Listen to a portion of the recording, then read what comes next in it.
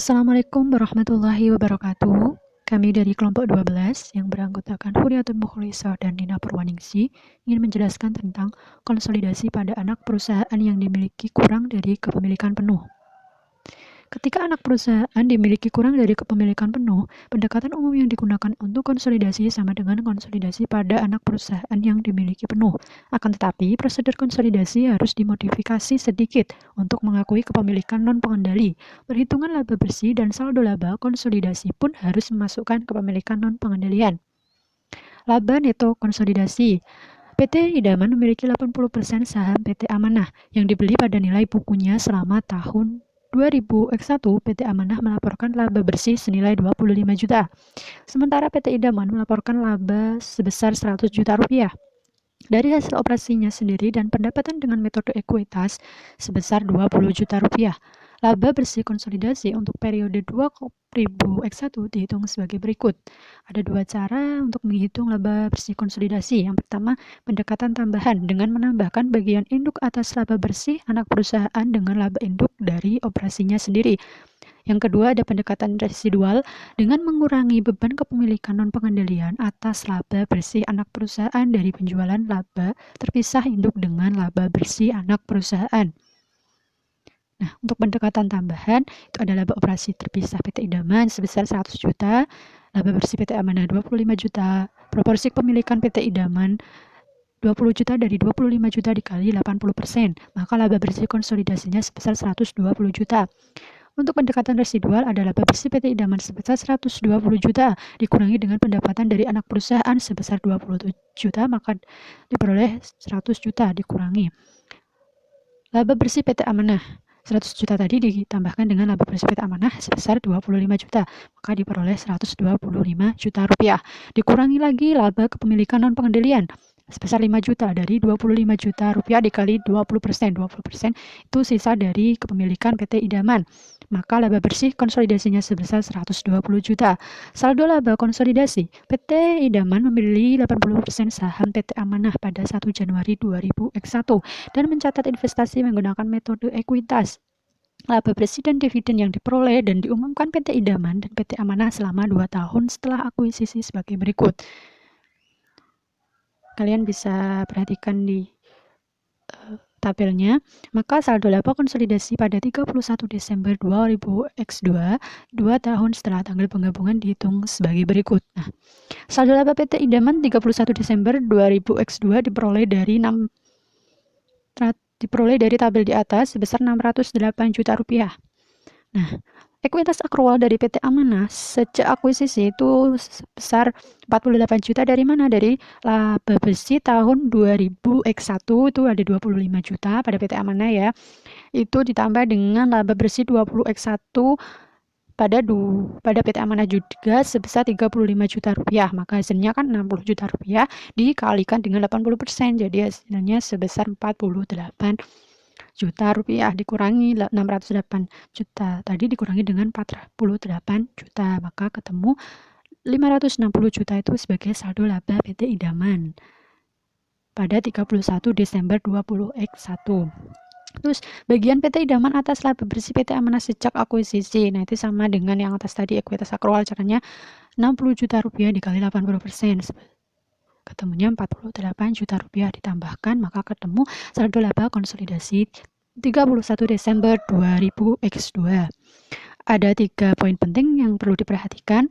Ada saldo laba anak perusahaan tidak digabung dengan milik induk, hanya bagian induk atas kumulatif laba neto anak perusahaan sejak tanggal penggabungan saja yang termasuk. Pada contoh di atas, saldo laba konsolidasi sama dengan saldo laba induk menggunakan metode ekuitas dalam mencatat investasinya di anak perusahaan. Jika induk menggunakan metode biaya, saldo laba induk dan saldo laba konsolidasi akan berbeda. Yang ketiga, ada kumulatif pendapatan dari anak yang diakui oleh induk perusahaan dalam pembukuan harus dihapus dari saldo laba induk untuk mendapatkan saldo laba induk hasil operasinya sendiri, sehingga seluruh atau sebagian itu bergantung pada metode biaya atau ekuitas yang digunakan. Pendapatan yang sama tidak akan dimasukkan 2 kali. Format kertas kerja. Klaim kepemilikan non-pengendalian atas laba dan aset anak perusahaan dimasukkan dalam kertas kerja.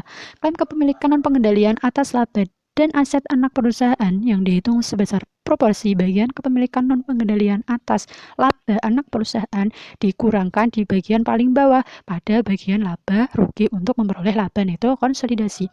Sedangkan klaim kepemilikan non-pengendalian atas laba dan aset anak perusahaan yang dihitung sebesar proporsi bagian kepemilikan non-pengendalian atas ekuitas anak ditambahkan di bagian paling bawah pada bagian neraca kredit.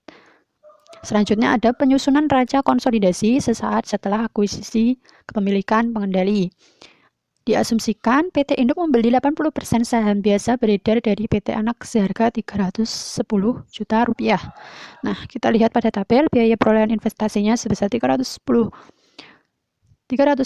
juta rupiah. Nah, nilai bukunya ada saham biasa PT Anak sebesar 200 juta rupiah, saldo laba PT Anak sebesar 100 juta, maka ketemu 300 juta rupiah. Maka bagian PT Induknya dari 300 juta rupiah tadi dikali 80%, maaf itu sepertinya typo ya. Hasilnya 240 juta rupiah. Nah, perbedaan antara nilai buku dan harga perolehan diperoleh sebesar 70 juta rupiah. Untuk ayat jurnalnya, investasi pada saham PT Anak 300 juta rupiah dan di sebelah kredit dan kas di sebelah kredit. Maka neraca PT Induk dan PT Anak 1 Januari 2000X1 sesaat setelah penggabungan seperti pada tabel berikut. Nah, nilai buku PT Anak itu diperoleh dari saldo laba PT Induk dikali 80%. Saldo laba PT Induk tadi 30 juta rupiah dikalikan dengan 80%, ketemunya 240 juta rupiah. Nah, untuk mencari diferensial itu dari 310 juta rupiah dikurangi 240 juta rupiah, maka ketemu 70 juta rupiah untuk diferensialnya. Nilai aset-aset tertentu dari PT Anak. Nah, itu ada persediaan, ada tanah, ada bangunan, dan peralatan. Nah, untuk mencari aset PT Anak itu 75 juta dari kenaikan nilai wajar di total kan ketemu di 75 juta pada tabel ya. Nah, itu dikalikan dengan 80%, maka ketemu 60 juta rupiah. Untuk goodwill-nya sendiri itu dari 70 juta rupiah dikurangi dengan 10 juta rupiah. 70 juta rupiah itu tadi dari mana? Dari diferensial, ketemu 70 juta, sedangkan aset PT Anaknya 60 juta rupiah, maka ketemu goodwill sebesar 10 juta rupiah. Ayat jurnalnya seperti berikut. Saham biasa PT Anak, saldo laba 1 Januari, diferensial di sebelah debit, investasi pada saham PT Anak, dan kepemilikan non-pengendalian di sebelah kredit. Kalian bisa lihat sendiri untuk nominalnya. Terus persediaan, ada tanah, ada bangunan dan peralatan, ada goodwill itu di sebelah debit. Untuk kreditnya ada diferensial sebesar 70 juta. Nah, ayat jurnal tadi itu dimasukkan di dalam kertas kerja neraca konsolidasi 1 Januari 20X1. Tahun penggabungan usaha 80% pembelian atas nilai buku. Kalian bisa lihat sendiri kertas kerja neraca konsolidasinya. Langsung masuk ke konsolidasi setelah akuisisi kepemilikan pengendalian.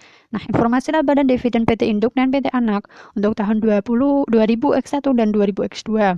Kalian bisa simak di tahun 2000X1 pada PT Induk dan PT Anak berapa, 2000X2 itu PT Induknya berapa dan PT Anaknya berapa, kalian bisa lihat di tabel. Nah, tahun penggabungan untuk ayat jurnal induk perusahaan ada investasi pada saham PT Anak di debit, kas di kredit sebesar 310 juta rupiah.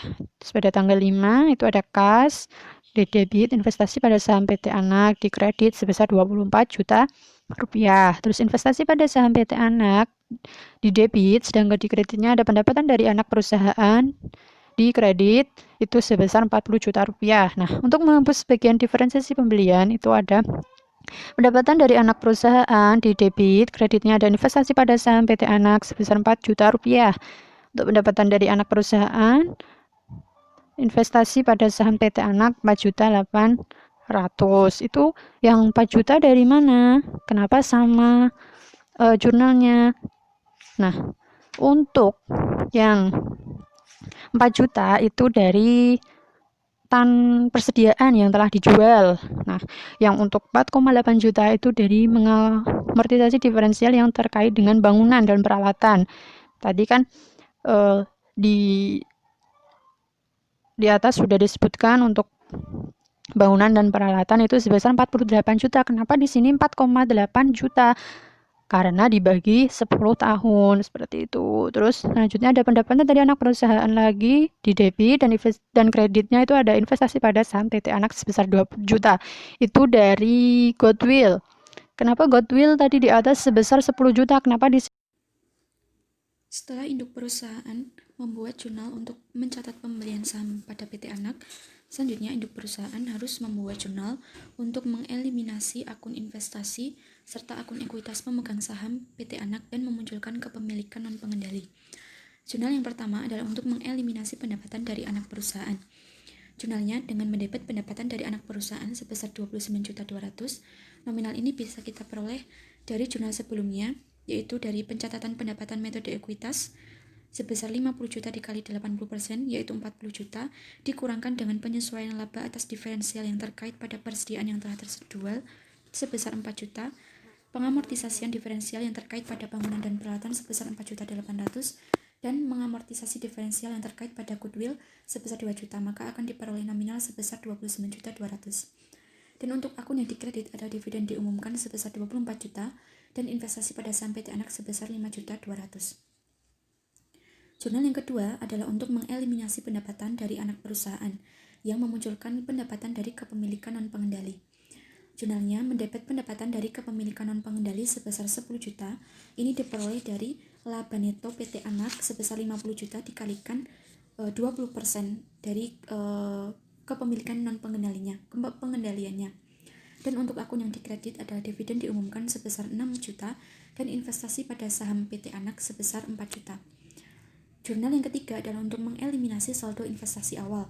Jurnalnya dengan mendebit saham biasa PT Anak sebesar 200 juta, saldo laba per 1 Januari 100 juta, diferensial sebesar 70 juta, dan mengkredit investasi pada saham PT Anak 310 juta, dan kepemilikan non-pengendali sebesar 60 juta. Selain ketiga jurnal yang telah dibuat sebelumnya, induk perusahaan juga harus membuat ayat jurnal eliminasi tambahan yang diperlukan dalam kertas kerja untuk mengalokasikan dan menurunkan nilai diferensial. Jurnal yang pertama adalah mengalokasikan diferensial ke dalam beban harga pokok penjualan, tanah, bangunan, peralatan, dan goodwill. Jurnalnya dengan mendebit beban harga pokok penjualan sebesar 4 juta, tanah sebesar 8 juta, bangunan dan peralatan sebesar 48 juta, dan goodwill sebesar 10 juta, serta mengkredit akun diferensial sebesar 70 juta yang dapat kita lihat pada figur 5.3 di halaman 192. Jurnal yang kedua untuk mengamortisasi diferensial yang terkait dengan bangunan dan peralatan, yaitu jurnal yang didebet atau akun yang didebet ada beban penyusutan sebesar 4.800.000 dan akumulasi penyusutan sebesar 4.800.000. Ini diperoleh dari nilai nominal dari bangunan dan peralatan sebesar 48 juta dibagi dengan umur ekonomisnya sebesar selama 10 tahun. Dan jurnal yang ketiga untuk mengamortisasi diferensial yang terkait dengan goodwill, yaitu beban amortisasi sebesar 2 juta dan goodwillnya 2 juta. Nominal ini diperoleh dari nilai goodwill sebesar 10 juta dibagi dengan nilai umur ekonomis selama 5 tahun. Bisa kita lihat pada figur 5.5, tabel ini menunjukkan kertas kerja metode ekuitas untuk laporan keuangan konsolidasi tahun penggabungan usaha dengan 80% pembelian di atas nilai buku pada tanggal 31 Desember 2000X1. Nah, jurnal-jurnal yang telah kita buat sebelumnya dari jurnal eliminasi untuk mengeliminasi pendapatan dari anak perusahaan dan juga untuk eliminasi tambahan untuk mengalokasikan diferensial, kita bisa masukkan ke dalam kertas kerja pada kolom eliminasi debit dan kreditnya. Seperti kita lihat tadi pendapatan dari anak perusahaan pada jurnal yang pertama itu kan 29.200.000. Nah, dimasukkan ke dalam jurnal eliminasi di kolom debit sebesar 29.200.000. Lalu akun-akun yang terkait lainnya itu dividen yang diumumkan 24 juta dan untuk investasi pada saham PT Anak sebesar 5.200.000. Ini sudah saya buat warna-warna yang berbeda, jadi untuk menentukan ini bisa kita lihat dalam jurnal jurnal pengeliminasian pendapatan dari anak perusahaan yang warna biru, Lalu untuk yang pengalokasian diferensial itu bisa kita lihat dari warna hijau dan lain sebagainya. Selanjutnya laba neto dan saldo laba konsolidasi. Laba neto dan saldo laba konsolidasi ini dapat dilihat pada tabel kertas kerja metode ekuitas untuk laporan keuangan konsolidasi sebelumnya. Dapat dilihat bahwa besarnya laba neto adalah 169.200 dan untuk saldo laba konsolidasinya sebesar 409.200. Yang perhitungannya dapat dilihat dari tabel berikut ini. Bisa dilihat pada figur 5.6. Di situ ditunjukkan bahwa laba neto konsolidasi tahun 2001 menunjukkan laba operasi terpisah PT Induk sebesar 140 juta. Bagian PT Induk atas laba neto PT Anak sebesar 50 juta dikalikan dengan 80% sebesar 40 juta. Lalu untuk amortisasi diferensial terkait dengan bangunan dan peralatan pada tahun 2001 adalah 4.800.000 dan laba neto dan amortisasi goodwill pada tahun 2000 X1 sebesar 2 juta. Nah, untuk penghapus bukuan diferensial, amortisasi diferensial, dan amortisasi goodwill ini mengurangi laba operasi terpisah PT Induk, maka akan diperoleh laba neto konsolidasi sebesar 169.200. Dan untuk saldo laba konsolidasi pada tanggal 31 Desember tahun 2001 menunjukkan bahwa saldo laba PT Induk untuk 1 Januari 2001 adalah 300 juta, laba operasi terpisah PT Induk adalah 140 juta, bagian PT Induk atas laba neto PT Anak sebesar 50 juta dikalikan 80% sebesar 40 juta, dan untuk penghapus bukuan diferensial terkait dengan persediaan sebesar 4 juta, amortisasi diferensial terkait dengan bangunan dan peralatan 4.800.000, amortisasi goodwill sebesar 2 juta, dan dividen yang diumumkan PT Induk sebesar 60 juta. Maka akan diperoleh saldo laba konsolidasi per 31 Desember adalah 409.200. Nah, nominal-nominal ini bisa kita lihat pada kertas kerja metode ekuitas untuk laporan keuangan konsolidasi pada tabel sebelumnya. Selanjutnya adalah tahun kedua kepemilikan. Nah, metode ekuitas dan prosedur konsolidasi yang diterapkan pada tahun kedua kepemilikan ini sama halnya dengan mengikuti prosedur yang sama dengan konsolidasi pada tahun pertama, di mana induk perusahaan akan memunculkan ayat jurnal untuk mencatat dividen dari PT Anak, untuk mencatat pendapatan metode ekuitas, mengamortisasi diferensial yang terkait, dan mengamortisasi diferensial yang terkait pada goodwill maupun bangunan dan peralatan. Nah, jurnal yang pertama itu untuk mencatat dividen dari PT Anak sebesar 40 juta dikalikan dengan 0,8 atau 80%, maka diperoleh kas sebesar 32 juta. Ini didebet, dan untuk akun yang dikredit adalah investasi pada saham PT Anak sebesar 32 juta.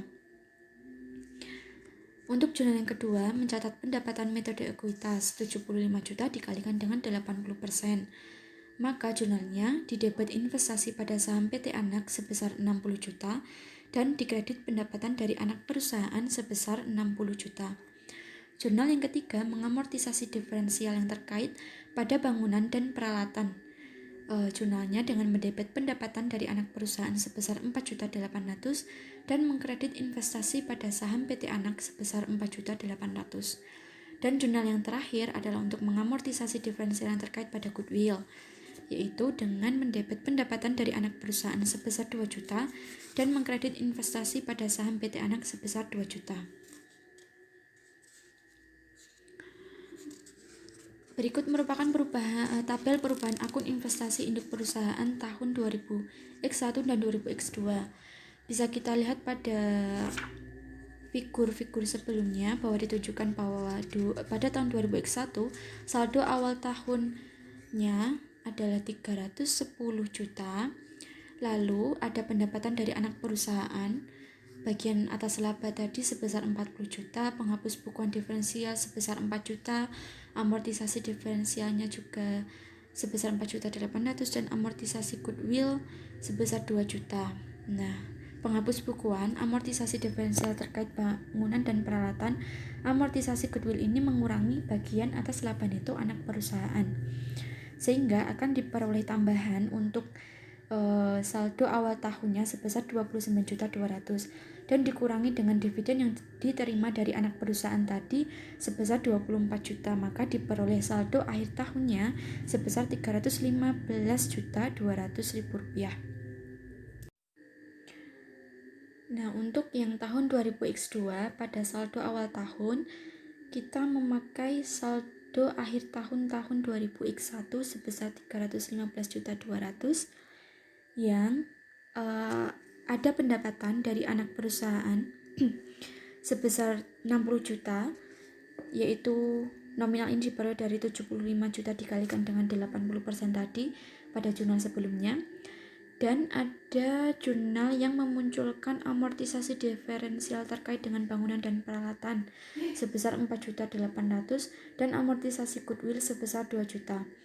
Nah, amortisasi diferensial terkait dengan bangunan dan peralatan serta amortisasi goodwill ini mengurangi dari pendapatan dari anak perusahaan. Jadi, jumlah pendapatan dari anak perusahaan bersih sebesar 53.200.000 yang akan menambah saldo awal tahun 2000X2. Lalu ada dividen yang diterima dari anak perusahaan sebesar 32 juta yang akan mengurangi saldo awal tahunnya.